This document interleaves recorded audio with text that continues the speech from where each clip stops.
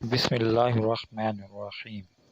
میرے پیارے ویورز، آپ سے گزارش ہے کہ میرا چینل سبسکرائب کر لیں اور بیل آئیکن پر ضرور کلک کریں تاکہ آنے والی ہر ویڈیو آپ تک بآسانی پہنچ سکے۔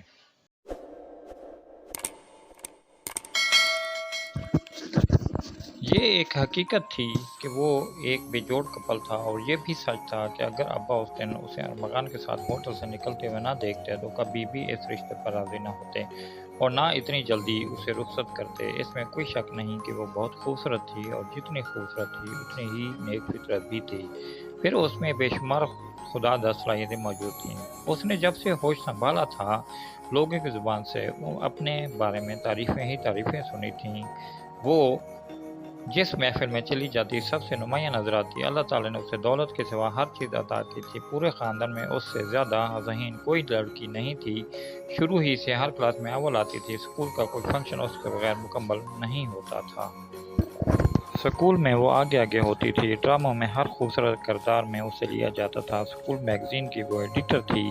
اتنی خوبیوں کے باوجود چونکہ اس کا تعلق مڈل کلاس سے تھا، اس لیے جب اس نے میٹرک کیا تو اس کے رشتے آنے لگے، لیکن رشتے بھی انہی کی طرح مڈل کلاس گھروں سے آ رہے تھے۔ بڑی خالہ کا بیٹا BA کر کے اس دفتر میں کلرک بھرتی ہو گیا تھا جس میں ساری زندگی اس کے باپ کلرکی کرتے رہے۔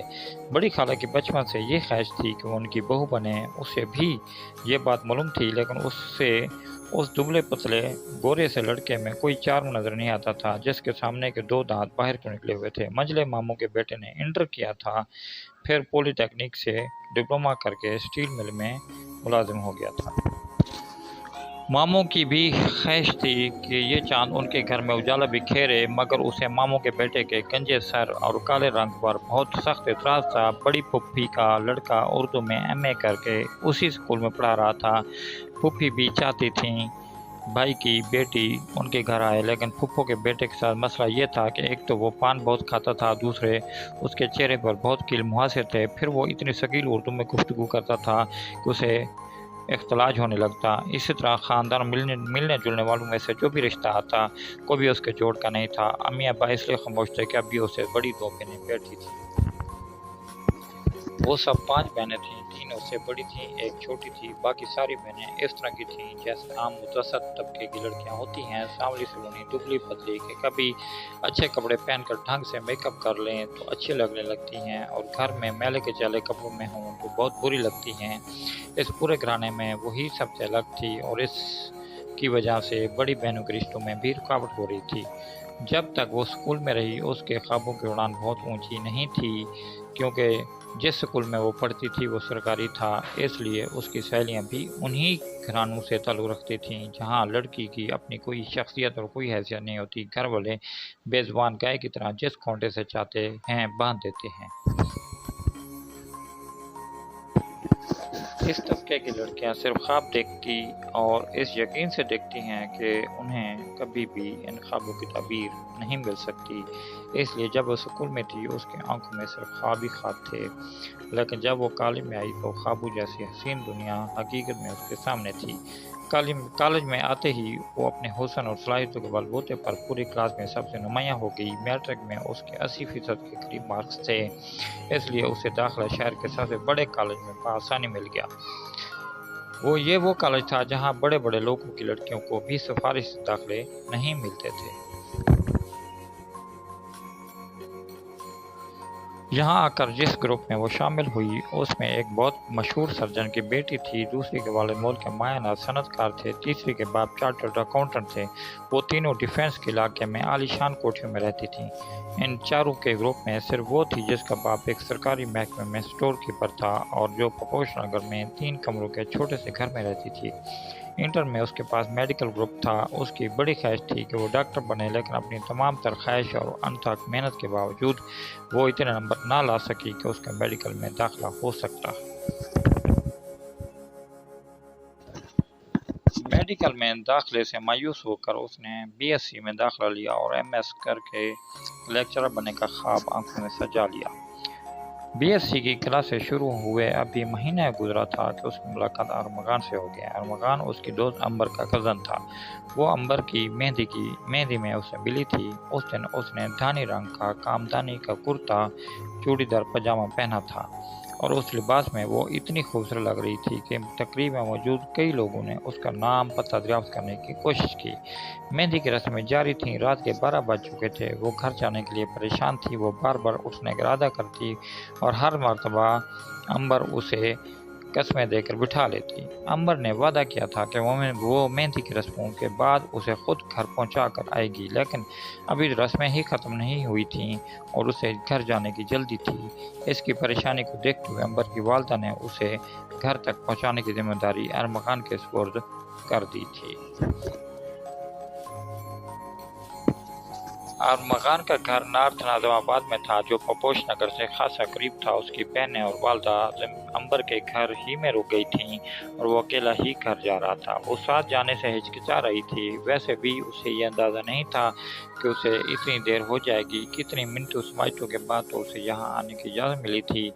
اب اتنی رات کو اکیلے ایک غیر لڑکے کے ساتھ جاتے ہوئے وہ بہت ہی گھبرا رہی تھی۔ آپ اتنی پریشان نہ ہوں، میں آدم خور نہیں ہوں۔ اس کے نروس انداز کو دیکھ کر وہ شرار سے مسکرایا۔ نہیں، ایسی تو کوئی بات نہیں، میں کیوں پریشان ہونے لگی؟ اس کے اس طرح کہنے پر اسے اپنے پر ہی غصہ آنے لگا۔ حقیقت تو یہی تھی کہ امبر کا گھرانہ بے انتہا ماڈرن تھا۔ وہاں لڑکے لڑکیوں کے ساتھ آنا جانا، ملنا جلنا معیوب نہیں سمجھا جاتا تھا، جبکہ اس کا گھرانہ تو ابھی تک رواجوں اور روایتوں کے جال میں جکڑا ہوا تھا۔ وہاں اتنی رات کو کسی غیر مرد کے ساتھ لڑکیوں کا کہیں آنا بہت برا سمجھا جاتا تھا۔ وہ امبر کی والدہ کے کہنے پر ارمغان کے ساتھ بیٹھ تو گئی، لیکن سارے راستے دل ہی دل میں ڈرتی رہی اور آخر میں وہی ہوا جس کا اسے ڈر تھا۔ اتنی رات ہونے کی وجہ سے ابا پریشانی کے عالم میں باہر روڈ پر ٹہل رہے تھے۔ اسے نئی چمکتی ہوئی گاڑی میں سے اترتے دیکھا تو ان کی تیوریوں پر بے شمار بل آ گئے۔ انہوں نے قہرآلود نظروں سے اسے دیکھا اور فوراً الٹے پاؤں گھر میں داخل ہو گئے۔ زبان سے تو انہوں نے کچھ نہیں کہا، لیکن امی کو سخت الفاظ میں تنبیہ کر دی کہ اب آئندہ وہ کالج کی کسی لڑکی کے گھر نہیں جائے گی۔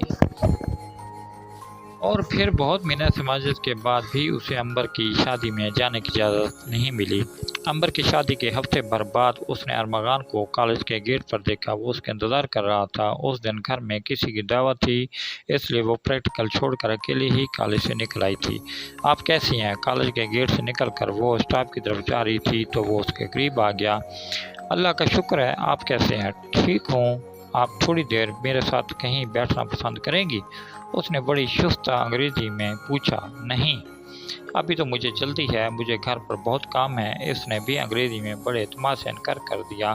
ٹھیک ہے، میں پھر کل آؤں گا۔ آپ مجھے بہت اچھی لگی ہیں، میں تھوڑی دیر کے لیے آپ کی کمپنی چاہتا ہوں۔ میں آپ کو ابھی ساری بات کلیئر کر دوں۔ آپ لوگ جس کلاس سے تعلق رکھتے ہیں وہاں یہ باتیں پوری نہیں سمجھی جاتی ہیں، لیکن میرا تعلق متوسط طبقے سے ہے۔ ہمارے یہاں لڑکے لڑکیوں کا اس طرح ملنا جلنا بہت ہی معیوب سمجھا جاتا ہے، اس لیے مجھے افسوس ہے کہ میں آپ کو کمپنی نہیں دے سکتی۔ اس نے بھی انگریزی میں ہی اسے جواب دے کر لاجواب کر دیا۔ اوکے فائن، جیسے آپ کی مرضی۔ اس وقت تو وہ چلا گیا۔ وہ بھی گھر آ گئی، لیکن گھر آنے کے بعد بھی وہ بالکل پھرتی رہی۔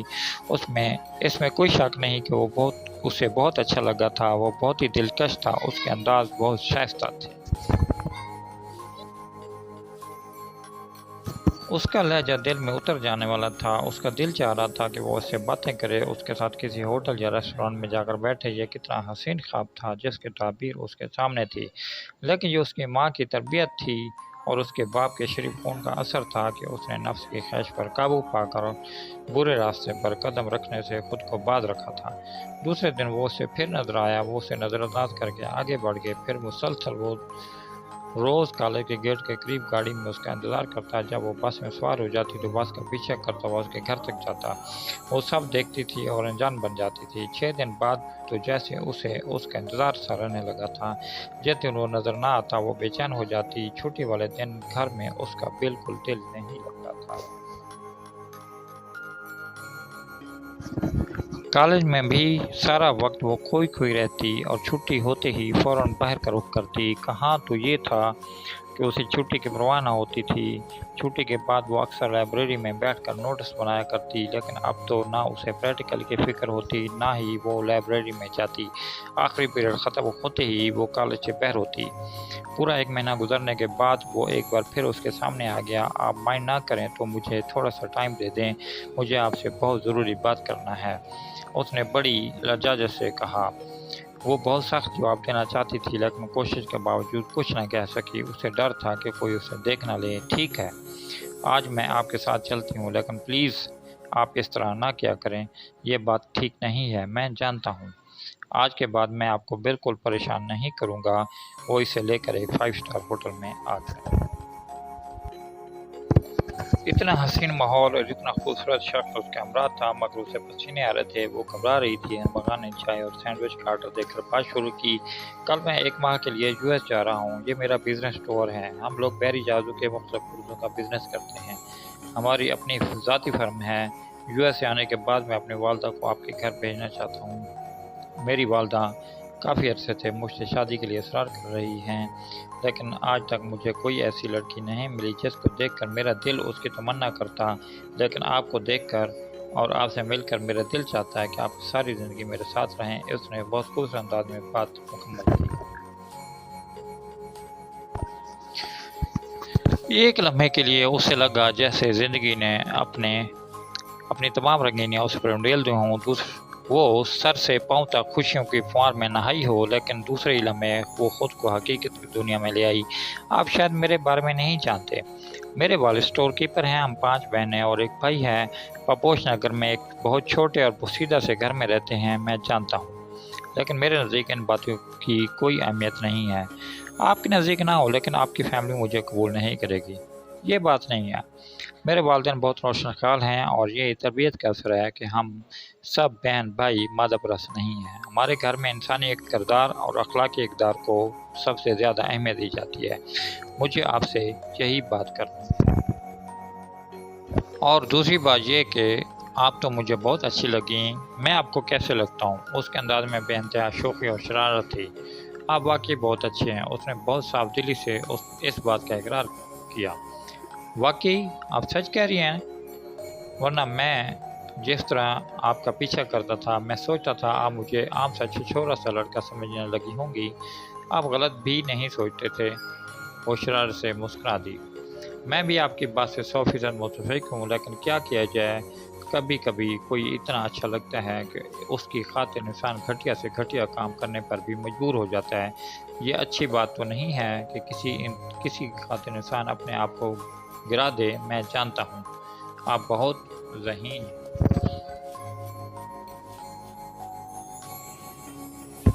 आपसे कोई जीत नहीं सकता। आइए चलें, मैं आपको घर तक पहुंचा दूं। नहीं, बिल्कुल नहीं। आप मुझे स्टॉप तक छोड़ दीजिए, मैं बस से चली जाऊंगी। वो एकदम घबरा कर बोली, ठीक है, जैसे आपकी मर्ज़ी। वो खड़ा हो गया और जब वो दोनों होटल से बड़े खुश निकल रहे थे तो उन्हें पता भी नहीं चला कि अब्बा और चचा अब्बा जो किसी काम के सिलसिले में सामने वाले ऑफिस में आए थे, और एन उस वक्त जब वो उसके हमरा गाड़ी में बैठ रही थी तो वो दोनों ऑफिस से निकल रहे थे। अब्बा ने उसे देखा, फिर चचा अब्बा ने देखा और शर्मिंदा होकर सर झुका लिया। उसे पता भी नहीं चला कि घर के अंदर सब बुजुर्गों में क्या खिचड़ी पकी, और जिसके नतीजे में उसे 15 दिन के अंदर असद की दुल्हन बना दिया गया। सारा काम इतनी खामोशी से हुआ कि उसे खबर भी ना हुई।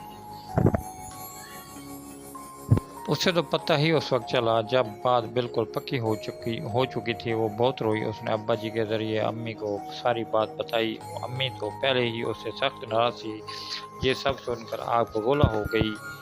तुम नहीं जानती, तुम्हारी इस हरकत की वजह से तुम्हारे बाप को कितनी ज़िल्लत का सामना करना पड़ा। तुम्हारे ताया के सामने उम्र भर के लिए हमारी नज़रें नीची हो गईं। तुमने तो हमें सर उठाकर बात करने के काबिल नहीं रखा। तुम पर तुम्हारे बाप को कितना नाज था। वो सब बेटियों में सबसे ज़्यादा तुमको चाहते थे। कितने फ़ख्र से वो ख़ानदान में तुम्हारा जिक्र करते थे। मेरी मुखालफत के बावजूद उन्होंने तुम्हें इतनी दूर इतने बड़े कॉलेज में दाखिला कराया, और सिर्फ तुम्हारी तालीम के अखराजात पूरे करने के लिए ओवर टाइम कर रहे थे। उन्होंने तुम्हें भी किसी चीज़ की कमी का एहसास तक नहीं होने दिया, और तुमने उसका ये सिला दिया। इससे तो अच्छा था कि तुम पैदा होते ही मर जाती। मैं एक ही बार तुमको रोकर सब्र कर लेती। तुम जो इतनी समझदार हो, तुम नहीं जानती कि लड़के लड़कियों को किस तरह बेवकूफ़ बनाने के लिए क्या क्या हथकंडे इस्तेमाल करते हैं। वो तुम्हें पसंद करता तो होटल में लेकर ना जाता, बल्कि अपनी माँ को तुम्हारे घर भेजता। वो तुम्हें शादी का झांसा देकर बेवकूफ़ बना रहा था, और तुम अपनी इतनी समझदार और ज़हीन होने के बावजूद बेवकूफ़ बना रही थी। अम्मी की ज़ुबान से जहर में बुझे हुए तीर बरस रहे थे, और उसे ऐसा लग रहा था जैसे कोई उसे जिंदा कब्र में दफन कर रहा हो। फिर उस दिन के बाद वो हकीकत में अंदर से मुर्दा हो गई। वो ब्याह कर असद के घर आ गई। असद चाचा के ससुराल रिश्तेदारों में से था, और ये रिश्ता इन्हीं की कोशिशों से तय हुआ था।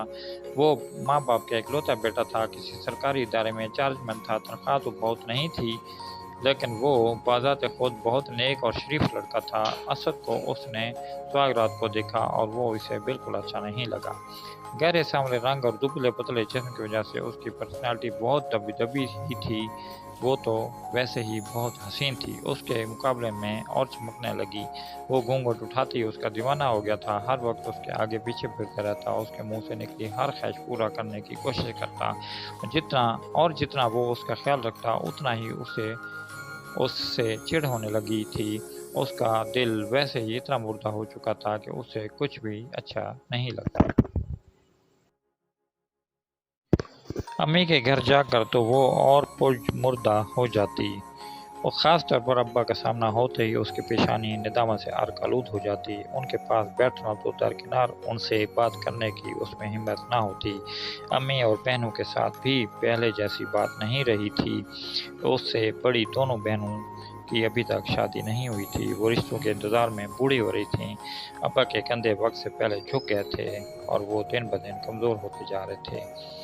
वो जब भी अब्बा को देखती थी उसका दिल कटने लगता था।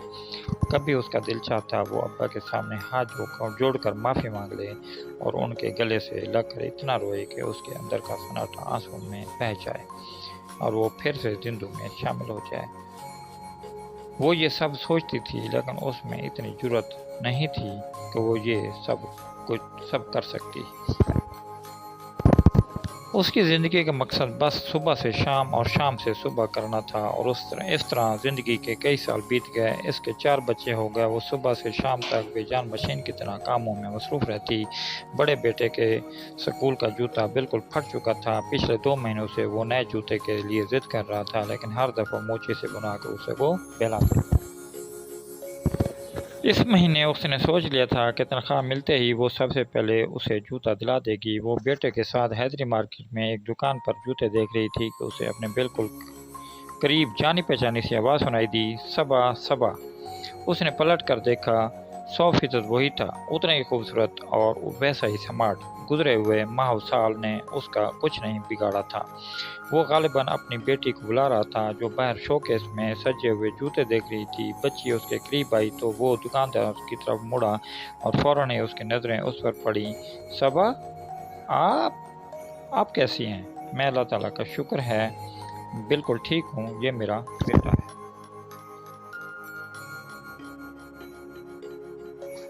बहुत प्यारा है, ये मेरी बेटी है। उसने अपने बराबर में खड़ी हुई 9-10 साल की बहुत खूबसूरत बच्ची से उसका तारुफ कराया। अगर आप माइंड ना करें तो कहीं चल कर बैठते हैं। नहीं, मुझे जल्दी घर जाना है। आपको हमेशा ही जल्दी जाना होता है। उसका जुमला बहुत मानी खेल था। अच्छा, ऐसा करते हैं, बहुत थोड़ी देर के लिए सामने बैठ जाते हैं। उसने दुकान के बराबर छोटे से रेस्टोरेंट के सामने बिछी हुई कुर्सियों की तरफ इशारा किया। मैं बहुत दिनों से आपकी तलाश में था, बल्कि मैं तो शायद हमेशा से आपकी तलाश में हूँ। वो दोनों नारंगी रंग की कुर्सियों पर आमने सामने बैठ गए। उसका बेटा सामने दुकान पर खिलौने देख रहा था। मैं आपसे ये पूछना चाहता था कि उस दिन होटल में बैठकर मैंने जो कुछ आपसे कहा था, क्या आप समझती थीं कि वो सब झूठ था? आपने ऐसा क्यों सोचा? क्योंकि यूएस से आने के बाद अगले ही दिन जब मैं अपनी वालदा को लेकर आपके घर गया तो मालूम हुआ हफ्ते भर पहले ही आपकी शादी हो गई थी, और आप अपने घर में बहुत खुश हैं। आप मेरे घर गए थे? वो हैरत से गुम हो गई। अंदर ही अंदर जैसे खुशियों के चिराग जल उठे थे। जी, मैं आपके घर गया था, आपके वाले से भी मिला था। फिर अब्बा ने क्या कहा? اس کی حیرانی اور بےتابی پر وہ خود بھی حیران ہو رہا تھا۔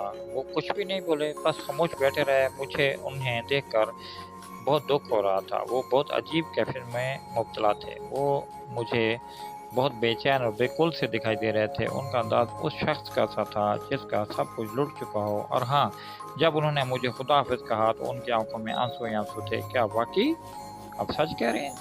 لیکن مجھ سے تو کبھی کسی نے اس بات کا ذکر نہیں کیا۔ اس کے لہجے میں عجیب طرح کی خوشی کا عنصر کھلا ہوا تھا۔ میرا خیال ہے انہوں نے صحیح کیا۔ وہ سوچتے ہوں گے کہ آپ کو پتہ چلے گا تو آپ ڈسٹرب ہو جائیں گی۔ ہاں شاید۔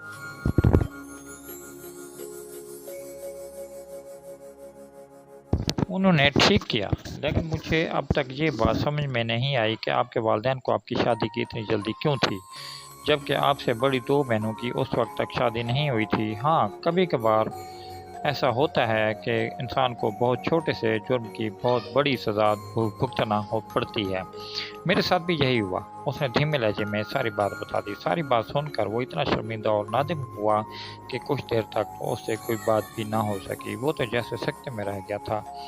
میں سوچ بھی نہیں سکتا تھا کہ میری وجہ سے آپ کو اتنا… کہتے کہتے اس کی آواز بھرا گئی۔ مجھے اب چلنا چاہیے۔ وہ کھڑی ہوئی۔ میں آپ کو بالکل نہیں روکوں گا، لیکن جانے سے پہلے یہ ضرور بتانا چاہتا ہوں کہ میں نے اپنی بیٹی کا نام آپ کے نام پر کیوں رکھا ہے۔ اس لیے کہ یہ نام آج بھی میری رگوں میں خون بن کر گردش کر رہا ہے اور میرے دل کی ہر دھڑکن اس نام کی گردان کرتی ہے۔ میں جانتی ہوں۔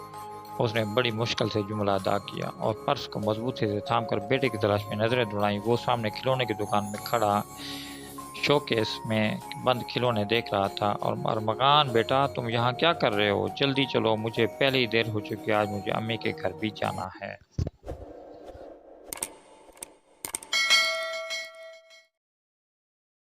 آپ سے گزارش ہے کہ میرے چینل کو سبسکرائب کر دیں اور بیل آئیکن پر ضرور کلک کریں تاکہ ہر آنے والی نئی ویڈیو آپ تک بآسانی پہنچ سکے۔